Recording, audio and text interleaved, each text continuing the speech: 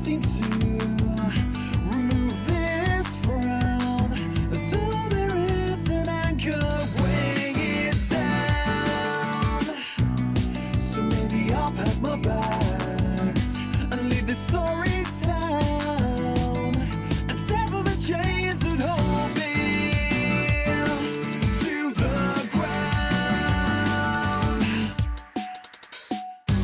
This time I'll flee. I can break away like a cliff's edge over centuries, erode and falls in the sea. This time I'll flee. I can break away now.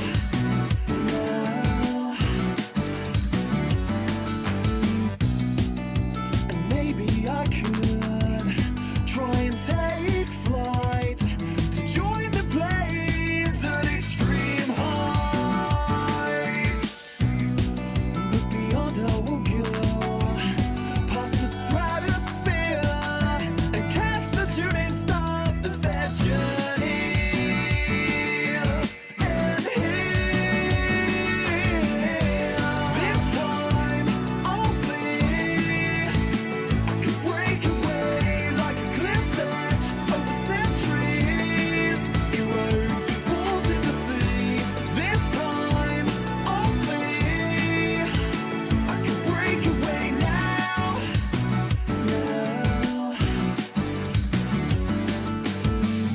And they always say, there goes the one that got away.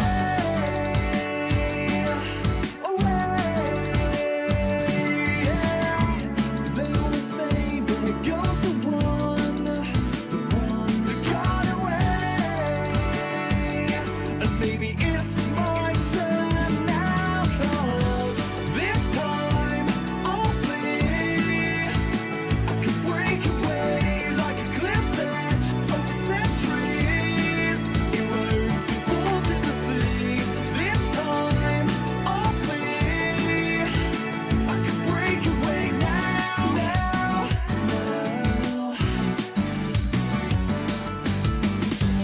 This time I'll flee. I can break away like a cliff's edge over centuries, erodes and falls in the sea. This time I'll flee. I can break away now, now.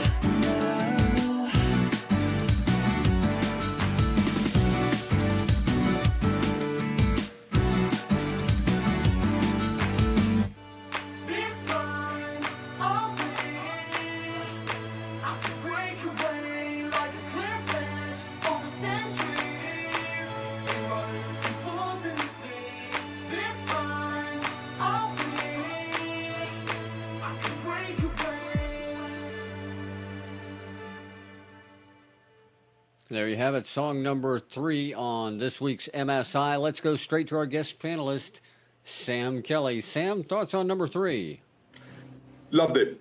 Absolutely loved it. And a few of the reasons why I like the song. I thought it was a great opening. The intro was fantastic. Very short, dynamic build-up, straight into the song. This guy can sing, as far as I'm concerned. He kept pace with the backing. The backing could have been frenetic in a way, but his voice and his use of his voice within that was very, very good for me. Great. I like the middle 8 or the bridge. Again, nice change of pace, and also the outro.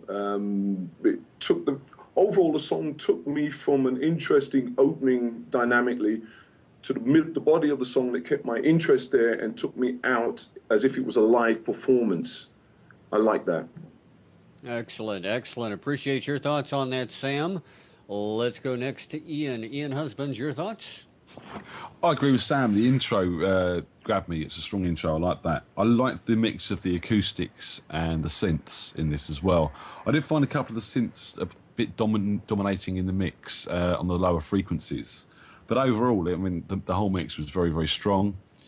Good rhythm. Everything was placed nicely, including the vocals and the harmonies. had that sort of Lost Prophets feel for me. If you sort of slung in some heavy guitars, they're a sort of British new metal band. And they've done a lot of this sort of stuff, but with heavier guitars in the background, and it sort of vocally and arrangement-wise felt like them. Dynamics were great. Yeah, the sort of movement between the verse and the chorus and the bridge was good, and the breakdown at the end was very, very nice. And the string arrangements as well, very, very interesting, going on, some good sounds working.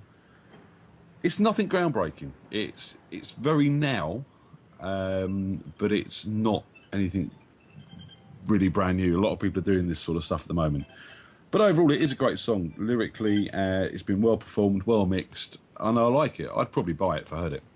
All right, I appreciate that, Ian. Tommy, what did you think of song number 3? I think the outro was a little too long, too repetitive of the chorus. The mix was decent. The vocalist really carried the song well. The intro, I don't know. I mean, it didn't grab me as much as it grabbed everybody else. At first, I thought it was just, I'd blown a tweeter. And then I think the intro could have been shorter. I think it should have just gone right into the song. Altogether, I could see where edits could be done that would shorten the song up and make it really, really radio friendly. And as it is now, it's done very well. But to make it radio friendly, Billy Joe said they took his song, cut it down to 3:05. 3 minutes, 5 seconds, not the highway. Yeah. Okay, all right, Tom.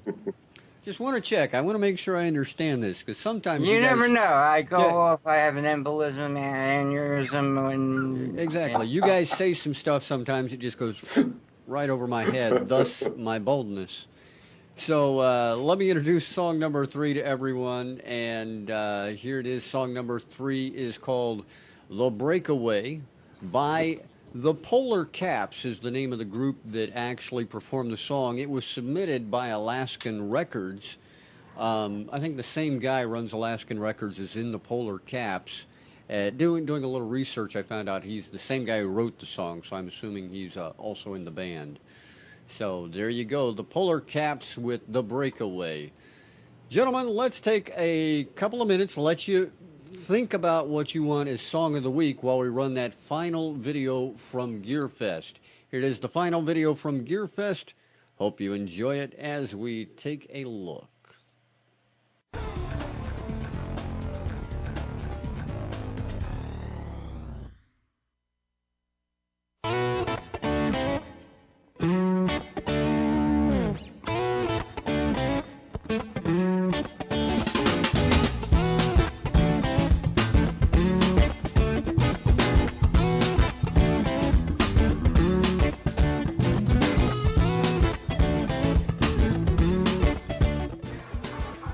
We're still at GearFest. If you ever wondered what was behind the scenes, where do they put all the crap you don't see?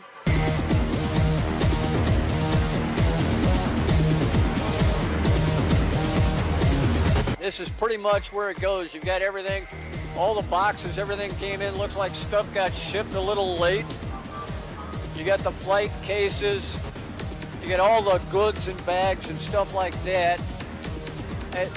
The pallets they all came in on, they're all stuck here with everything else. It's kind of like where everybody puts all the stuff that nobody else wants. You remember in the Rudolph cartoon, the toys nobody wanted were all put on an island. Well, this is the island for the stuff nobody wants. And of course, no GearFest would be complete without kitchen delivery. You got to have kitchen delivery at your GearFest. And that was our trip to GearFest. You know, we had a good time there, but I'm glad it's over too. Let's take a look and see what our panelists thought about the songs of the week. Guys, every week we go through this. Your task with the unenviable job of coming up with a song of the week. Discuss it amongst yourselves and let me know what you think. Mal? Yeah, now. Go, Tommy. No, I said well. Well, I mean, it's a tough call between 1 and 3 for me. That's exactly where I'm at. Yeah, I think we're all three of us are in the same position, same thoughts about the songs. For me, song number 1, Summer Rain, just has the edge out of the three of them. I think for overall, it just touched all the right things that I listen for. As a non-chord player or vocalist, it just touched all the right things for me, especially the diction. So your choice is number 1? Yes, it is. Is that your final answer? Absolutely, sir. Absolutely. Are you Regis And I will get a Philbin? T-shirt printed saying just that. Would you like to phone a friend? Ask the audience, maybe? I have no friends here, and you know that. Drummers with friends, Sam. come on. Tommy, Regis Philbin, Chianti, what do you think? I'm still going back and forth. I didn't really care for the mix. I mean, and the Superior song, if it just wasn't for that rhythm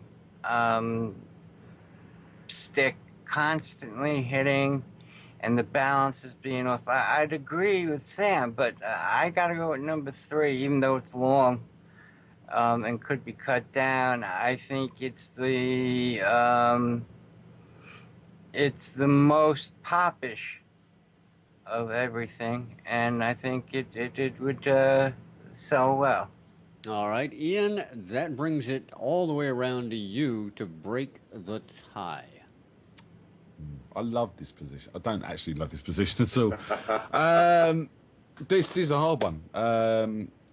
I thought one was a bit more creative and a bit more original, but I actually enjoyed 3 probably a little bit more. They're both as good as each other. Yeah, the rhythm stick and the acoustic guitar being very dominant on the mix on number 1 stick in my mind. Above, not a lot on a mix level being wrong with number 3. I'm going to go with... Drum roll, please. I'll get the kit set up any moment. I hate to do this. I really do hate to do this, but I'm going to side with Tom. I'm going to go with number 3. Wow. Evil Ian agrees with me. Ooh, this means It was a close call. someone dial 911. Yeah, Tommy, you really need to. And no, I do want to thank you all 3 for sitting in on this. Song number 3 again, The Breakaway by the Polar Caps, our song of the week this week on MSI. Sam, thanks so much for coming again and being with us. We do definitely appreciate the fact that you're here. Had a great time. Thank you, guys. Thanks for the invitation. It's a pleasure coming and talking. I'm beginning to know you guys a little bit, even though it was thousands of miles between Richard and myself and Tommy and myself. But yeah, it's a nice, comfortable feeling. Thanks very much for the invite, and I'd love to, down the line, on my 65th birthday, love to come back. We'll have you here. But no, we gotta wait. We gotta figure out when his 65th birthday is. Well picked up that man. Yeah, we're gonna have to check out sam-kelly.co.uk to figure all that out, I'm sure. Picked up, so yeah, I'd love to come back. I'm enjoying it. I'm feeling more and more relaxed with doing it. We'd love to have you back, Sam. Thanks again for being here with us. Everybody, thanks for joining us today as well. We wouldn't be able to do it without you. So join us again next week when you'll hear Ian say... And don't forget this week that we're actually meeting up with Mr. Sam Kelly tomorrow. It's not his 65th birthday tomorrow, is it? It's not his 65th could birthday be. tomorrow. It could be. we could celebrate it anyway. Okay. And we're going to actually have an in-depth chat with Sam as an MSI extra. And he's going to let you know all the stories he couldn't tell you on this week's show. There you go. There you go. That will be a lot of fun. Looking forward to that one. Look Sam. forward to it, guys. Look forward to it. All right. Thanks again, everybody, for being with us on this week's MSI.